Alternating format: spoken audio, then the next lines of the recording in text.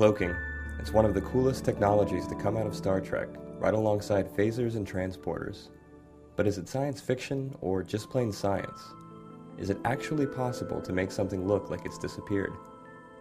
Dr. Andrea Alou of the University of Texas at Austin thinks so. With funding from the National Science Foundation and the Department of Defense, he and his research group are working on new ways of cloaking objects in their lab, and have had some impressive results. Cloaking is an attempt to reduce the visibility of an object. So if we were trying to reduce the visibility to humans, then what we would try to do is to suppress all the light waves that get scattered or get bounced off the surface of an object in all directions and for all observers. There's a lot of people worldwide that are working on cloaking right now. It's very hot topics, very exciting right now, and they all have different approaches, but this one's very unique.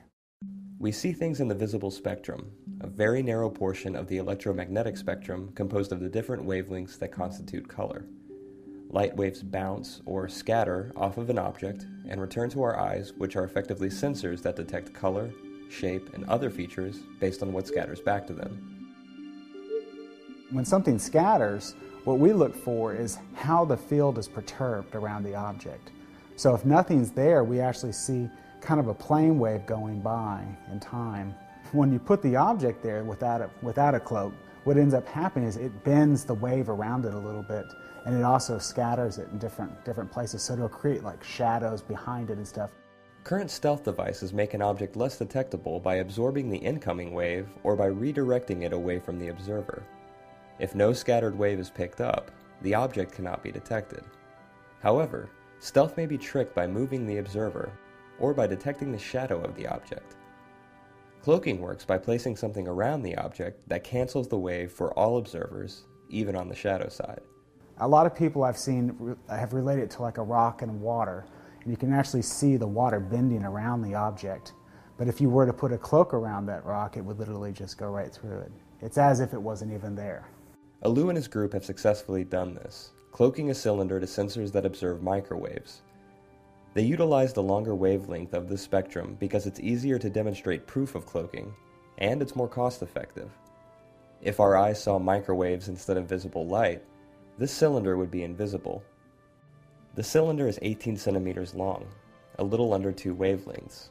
To conduct the same experiment in the visible spectrum, the cylinder would have to be about 1 micrometer long, or 100,000 times smaller. For scientific purposes, utilizing the microwave spectrum is much more practical. It started really as a theoretical type of work in which people were trying to show that by using some special materials around an object, it's possible to isolate that object completely from the background and avoid any type of bouncing of waves. So that would make not only the object less reflecting, but also completely transparent. So even if an observer is placed on the back of the obstacle, it would see the source of electromagnetic wave as if there was nothing in between. So it suppresses also the shadow of an object. The special materials Alou refers to are known as metamaterials. Metamaterials are manufactured to meet exact specifications using nanoscale technology and can be made to exhibit exotic properties that don't occur naturally.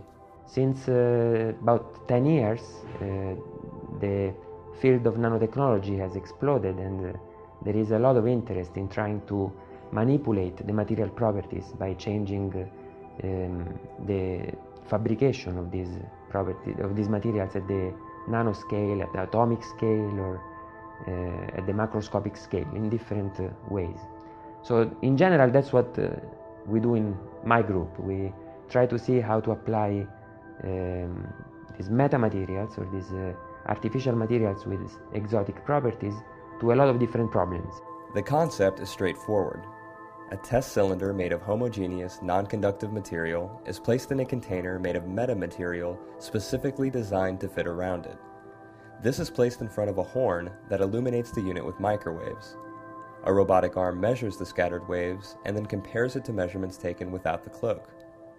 The metamaterial cloak is manufactured so that its scattering signature, the way it scatters waves, is the exact opposite of the cylinder inside. The technique works using what we call a scattering cancellation phenomenon. So when the two are combined together, the visibility of the object is completely cancelled, is zero.